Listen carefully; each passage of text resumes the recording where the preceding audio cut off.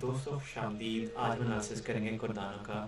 کردانو کو Ethereum colour plate form بھی کہا جاتا ہے. یہ ایکچولی جو ایتھیریم کے اوریجنل کو فاؤنڈر تھے چارلز ہاسکن, انہوں نے ڈیولپ کیا. ان کا مین جو ڈفرینس ہوا ایتھیریم کے آرکیٹیکچر پہ وہی تھا کہ اوور دا ٹائم ان کے خیال میں ایتھیریم کی جو گیس پرائسز ہیں وہ ٹرانزیکشن کاسٹ کو مشکل بنا دیں گے, جو کہ ایکچولی ہوا. جب ریسنٹلی پرائسز اسپائک کی $4,000 تک, تو ایتھیریم پہ کوئی بھی آپ نے ٹرانزیکشن کرنی ہوتی تھی تو it will cost you around $30. تو جس کی وجہ سے کارڈانو کے جو فاؤنڈر ہیں چارلز ہاسکن, ہی وینٹ آن, انہوں نے ڈیولپ کیا یہ پلیٹ فارم. آج ہم اس کے پرائس کا انالیسس کرتے ہیں. ریسنٹلی آپ نے دیکھا ہوگا جو مارکیٹ کریش ہوا اس میں کردانو ایکچولی جو تھا وہ ایک ایسا پلیٹ فارم تھا جس نے اپنی ویلیو پرزرو کی اور بہت زیادہ ڈکلائن کیا. اگر ہم اس کا فبوناچی ریٹریسمنٹ ٹول پہ انالیسس کریں تو یہ دیکھیں کہ ویکلی کینڈل اسٹک میں سب سے پہلے کہ آج سے ایک سال پہلے اس کی پرائس بہت لو تھی. نومبر 2020 سے جو اس کی پرائس اسپائک آئی تو 15 سینٹ سے لے کر ایٹ دا پیک ان میں یہ $2.44 تک گئی. اب اگر ہم اس کا انالیسس کریں تو اب اس وقت جب یہ ریسنٹلی کریش ہوا تو پرائس اس کی 0.618 جو فبوناچی ٹریسمنٹ ٹول میں ایک لیول ہوتا ہے تو اس کو ٹچ کی. یہ جو لیول ہے 0.5 اور 0.618 اس کو گولڈن زون کہتے ہیں. اگر ہم اس کے اوپر ڈرا کریں تو یہ ہمارا ایک طرح سے ایک پرائس گولڈن زون ہے. تو جب آپ نے دیکھا کہ یہ کریش ہوا تو فبوناچی ٹول کے مطابق پرائس جو تھی کردانو کی جو 618 کی ویلیو کو ٹچ کی اور اس کے بعد یہ ریکور کر گئی. ریکور کرنے کے بعد یہ تقریباً 1.8 to 1.8259 سینٹس تک گئی اور اس کے بعد یہ پھر جو ہے ڈکلائن کر گئی. اس وقت اس کی پرائس جو ہے لگ بھگ 1.74 کے قریب ہے. تو آئیے دیکھتے ہیں کہ اس کے پرائس ایکشن میں جو ڈیولپمنٹس ہو رہی ہیں یہ کدھر کو جائے گا. اگر اس کو ہم ڈیلی پیٹرن میں لے کے جائیں تو لیٹ می ہائڈ, یہاں پہ دیکھیں کہ یہ ہمارا گولڈن مڈل ہے. میں فبوناچی ٹول کو ہائڈ کرتا ہوں. تو اس کے بعد جب ریسنٹلی پرائس اپ گئی کریش کرنے کے بعد تو it went all the way to 1.93 تک. تو چلیں ہم اس کو, یہ ہمارا ایک طرح سے مین ریزسٹنس پوائنٹ بنتا ہے. تو یہ پرائس گئی اور اس کے بعد پھر کلیپس کی اور اس نے 0.5 کی بیس کو ٹچ کیا اور اس کے بعد پھر اسپائک میں گئی اور پھر ڈراپ کی 1.1 تک اور پھر کیا. اس وقت یہ لگ رہا ہے کہ جو پرائس ایکشن ہے وہ ایکیومولیشن فیز میں ہے, وہ ڈراپ کیا لیکن کوئکلی ریباؤنڈ کیا.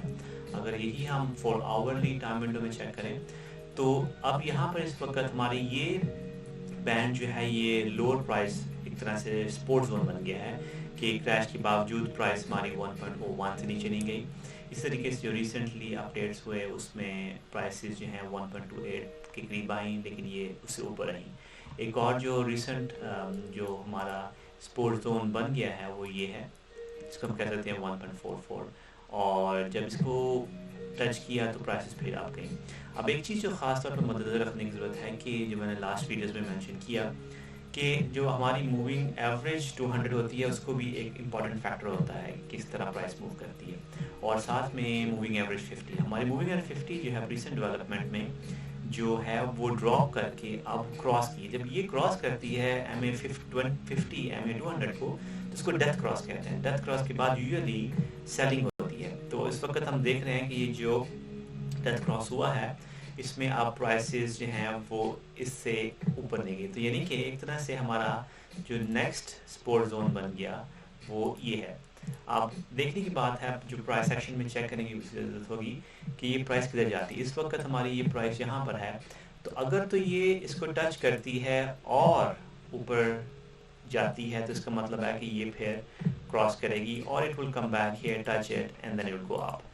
دوسری آپشن جو ہماری ہو سکتی ہے وہ یہ ہو سکتی ہے کہ اگر یہی پرائس اب جا کے اس کو ٹچ کرتی ہے اور یہ ریزسٹنس بنتا ہے تو it will come down probably at this level اور دین ول ٹچ اگین.